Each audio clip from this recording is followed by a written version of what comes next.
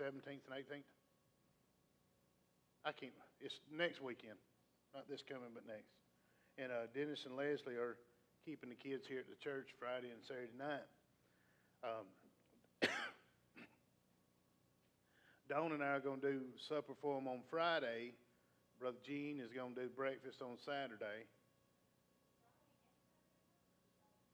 No, it's Friday and Saturday night. Sam is doing the lunch for them on Saturday, and they need somebody else to do, well, she put Sunday night, but I think it's do dinner on Saturday night at 5 o'clock. So if you could get with Dennis or Leslie and just let them know so they can find out what they need to do. What they need to do. It's exciting to see the youth excited about going to this. Now I got some prayer requests that's been given to me by Leslie. I had Debbie Parsons on here. It's a friend of Leslie's. She's got stage 4 cancer. It's in her back, sternum, and everywhere. 6 months of treatment, 3 months without. She's not a believer. And then she told me the name, but I can't remember, but it's Leslie's friend's stepdad. They found a mass on his bladder. He had blood in his urine. Y'all pray. I'll find the name. We'll put it on the prayer list. Does anybody else got anybody we need to add to this? Huh? The Hodges family. Yes. I can't remember the first name, but I think his name was Ryan. Okay. Anybody else?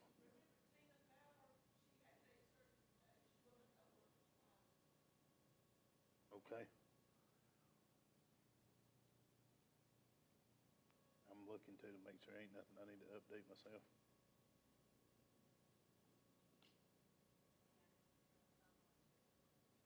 Yeah. Yeah. Ryan Hodges, he's a young man. It's that family. They're from Georgia.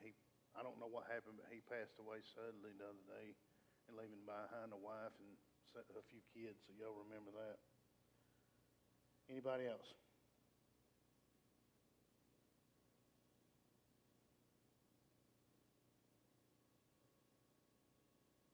If not, Brother Gene, can you open us up in prayer, please?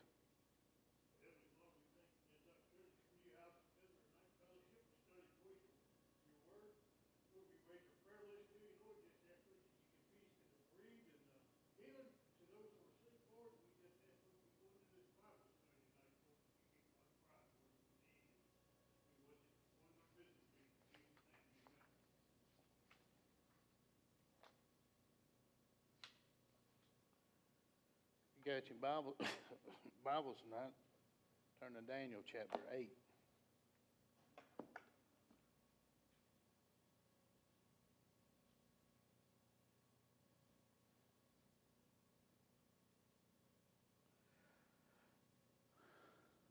Before we get into this, kind of wish the youth was up here, but that's fine. I'll talk. Leslie and them may talk to them about it too. How many of y'all watched the Grammys? See, none of us. But how many of y'all heard what happened on the Grammys? On the Grammys. Got an award show, music award show. Well, we have a pretty popular two artists. I don't know neither one of them because I don't listen to that. Decide that they want to perform a song called Unholy. He's dressed up as Satan in a top hat. She's dancing in a cage with devil's horns. It looks like hell itself right there on the stage. That's what our kids are getting to see. That's what our kids are growing up with. Another one, if I'm not mistaken, yeah, I know it is. It's Beyonce, very popular ladies, been popular for years. Heard one video has got her doing the 4 horsemen of the apocalypse. I don't know what all that entails, but all this stuff is, I mean, it used to be not blatant. Now it's blatant right out in front of you. They don't care. Y'all, that really shows how dire these times are getting. How even that much more important it is for us to get out and share the gospel. Now, Daniel chapter 8. Did I say chapter 9? I meant chapter 8 if I said chapter 9, but Daniel chapter 8.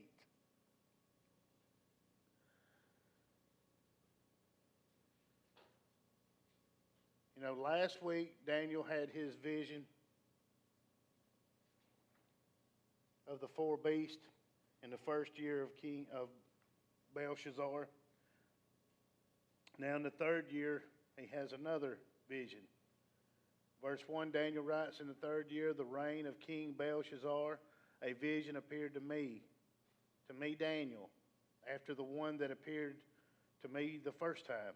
I saw in the vision, and it so happened while I was looking that I was in Shushan, the citadel, which is in the province of Elam, and I saw in a vision that I was by the river Ulai.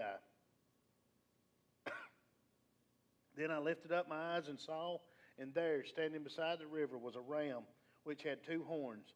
The two horns were high, but one was higher than the other, and the higher one came up last. And I saw the ram pushing westward, northward, and southward, so that no animal could withstand him, nor was there any that could deliver from his hands. But he did according to his will, and became great. Daniel's got and it's going to describe it on the end here. Daniel gets a vision of the Medo-Persian Empire. That's what the ram with the two horns. The reason it depicts one horn higher than the other is because the Medes were a little bit stronger than the Persians were. But you find out later that the Persians do overcome, but still. And in 5, he said, and as I was considering, suddenly a male goat came from the west, across the surface of the whole earth, without touching the ground, and the goat had a notable horn between its eyes. Then he came to the ram that had two horns, which I had seen standing before the river, and ran at him with furious power. And I saw him confronting the ram. He was moved with rage against him, attacked the ram, and broke his two horns. There was no power in the ram to withstand him, but he cast him down to the ground and trampled him, and there was no one that could deliver the ram from his hand. Therefore the male goat grew very great, but when he became strong, the large horn was broken, and in place of it, 4 notable horns come up towards the 4 winds of heaven. And out of one of them came a little horn which grew exceedingly great toward the south, toward the east, and toward the glorious land. And it grew up toward the host of heaven, and it cast down some of the host and some of the stars to the ground and trampled them. He even exalted himself as high as the prince of hosts, and by him the daily sacrifices were taken away, and the place of his sanctuary was cast down. Stop. Does any one of y'all understand any of this? Not hard. I mean, that's why I say it's really tricky when you read the book of Daniel, especially when you get to chapter 7, chapter 8, and all that. Okay, what we got to consider here. First of all, it is a prophetic book. It is. But not all of Daniel is about the end time, what John's saying. Not all of it. This is part of that chapter, it is foreknowledge for Daniel, but it's not the end of time as we know it. It's talking about Israel. This is God's punishment on Israel for being disobedient and being out of the will of God, not being the people that they're supposed to be. They're in captivity of Babylon. Basically, he's showing Daniel, look, my punishment's not going to cease for a while. I'm trying to get their attention. So when you read this, don't get caught up in all the descriptions of the ram and all that as far as, trying to figure out what they are, what they look like and all that. Know that they're nations, and that's how Daniel's getting a vision. That's how they're being described. And now they're talking about how the sanctuary and the daily sacrifice is going to be taken away. But verse 12 says, because of transgression, an army was given over to the horn to oppose the daily sacrifices, and he cast truth down to the ground. And he did all this and prospered. Then I heard a holy one speaking, and another holy one said to a certain one who was speaking, how long will the vision be concerning the daily sacrifices? and the transgression of desolation. I lost my place. I'm sorry. Let me find it again. And the transgression of desolation, the giving of the giving of both the sanctuary and the host to be trampled underfoot. And he said to me, for 2,300 days the sanctuary, then the sanctuary shall be cleansed. There's a lot of debate on what Daniel meant here, what it was given. You know, a lot of people pull this into.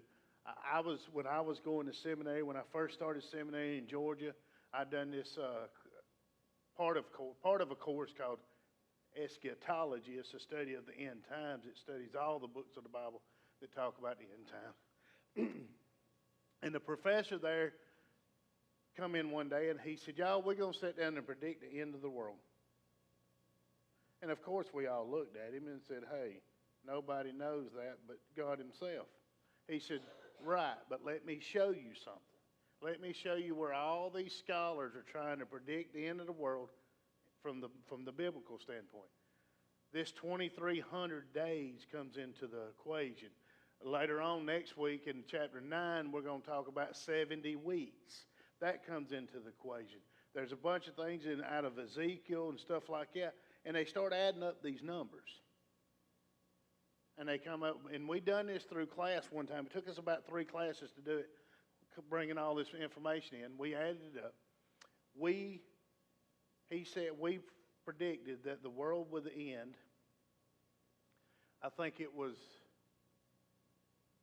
July of 2007.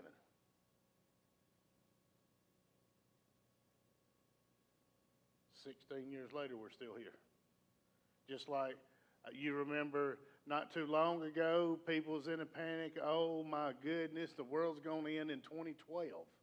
Matter of fact, Hollywood made a movie of it. The Mayans predicted this. Well, here's what I have to say about that, though. The Mayans could predict the end of the world, but they couldn't predict their own demise. Didn't make no sense. So why are we going to trust that? We won't even trust the Bible, but we don't want to predict the end of the world. We know God's coming back, and we know it's on His divine calendar. Brother Gene, I don't care how many numbers we add up in here, we ain't going to never figure it out.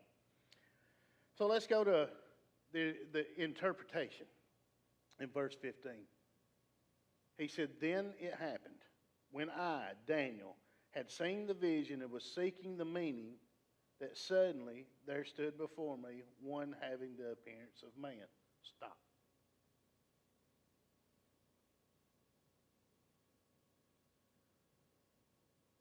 When's the next time you hear about Gabriel? Isn't he the one that goes to Mary? Or Joseph? Either or, I think, either or. But that's the next time you hear, I think next time. You may hear about him more in there, but yeah. Okay, so Brother Roy, going on to be with the Lord now, taught a class on the angels at New Haven. And this is where I get some of this. Angels don't have wings. Not some of them.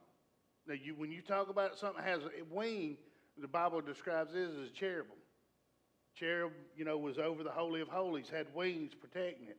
But an angel, what we think is angels don't have wings. Daniel just said it. He said, one having the appearance of a man. So that angel looked like Daniel. He knew there was something different, though, because look at this. He said, I heard a man's voice between the banks of the Ulai, who called and said, Gabriel, make this man understand the vision. So he came near where I stood, and when he came, I was afraid and fell on my face. But he said to me, understand, son of man. The vision refers to the time of the end. Stop on that. 17. He's not talking about the end of time as John is saying. He's talking about the time of the end of this, for Jerusalem, for Israel and all that. Not end of their demise, but end of their suffering. Then verse 18, he said, now as he was speaking to me, I was in a deep sleep with my face to the ground, but he touched me and stood me upright.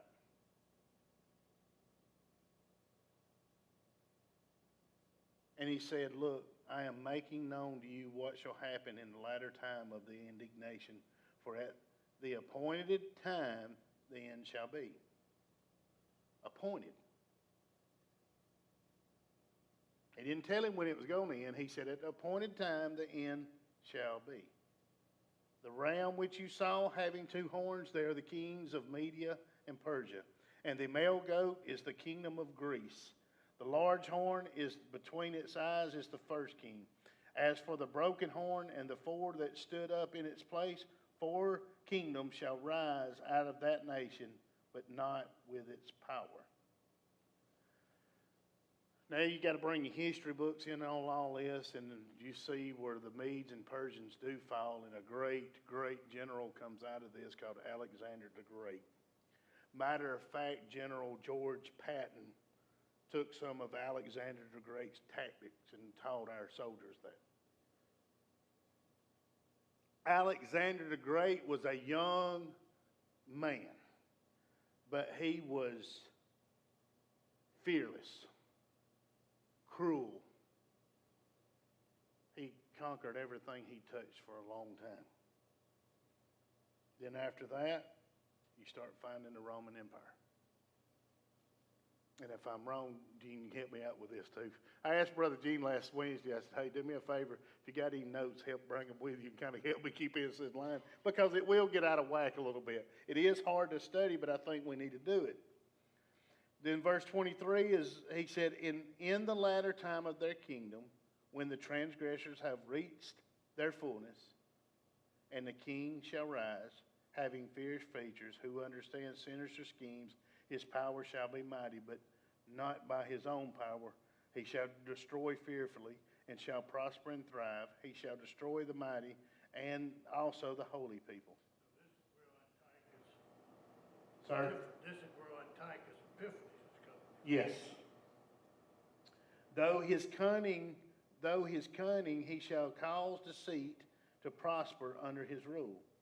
And he shall exalt himself in his heart. He shall destroy many in their prosperity. He shall even rise against the prince of princes, but shall be broken without human means. And the vision of the evenings and mornings, which was told, is true. Therefore seal up the vision, for it refers to many days in the future. And I, Daniel, fainted and was sick for days. Afterwards I rose and went about the king's business and was astonished by the vision, but no one understood it.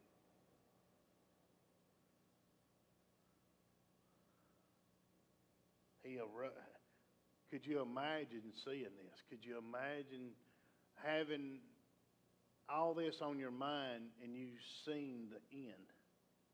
And it wasn't too pleasant. Because really, from the time Israel goes into captivity with Babylon, and Brother Gene helped me with this, they really never come out.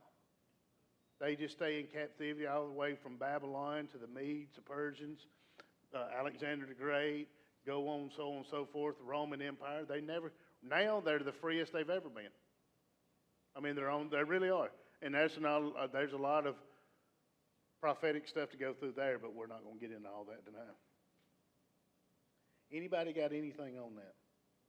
If you do, please, I'll make note of it and put it in my notes too, because, again, studying the book of Daniel is really tough sometimes.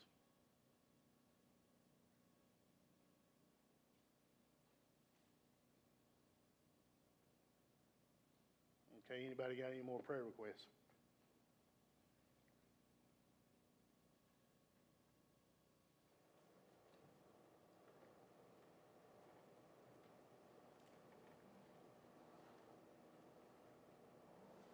Okay.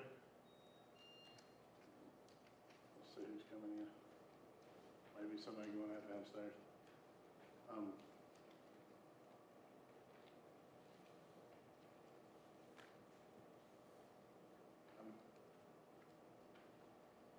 Brother Nathan, can you dismiss this service? And then we'll we'll, go into conference, and then I'll get you to pray when we go into conference too, if you don't mind. That's right. Dear Heavenly Gracious Father, we come to you just to thank you so much just for the beautiful day that you've given each and every one of us. Thank you so much for the sunshine, Lord. Just thank you for your presence. Thank you just for being with each and every one of us as we go through our daily lives, Lord. Just thank you for always being there. Thank you for your presence, Lord. And I just pray that you continue to be with each and every one of us, Lord, as we go throughout this week, Lord. Just be with us, Lord, just to help lead us and guide us, Lord, that we may share the gospel and just spread the light, Lord, to each and every one that we come in contact with. We love you and we praise you. It's in Jesus' name. Amen. Amen. All right, before we go into conference,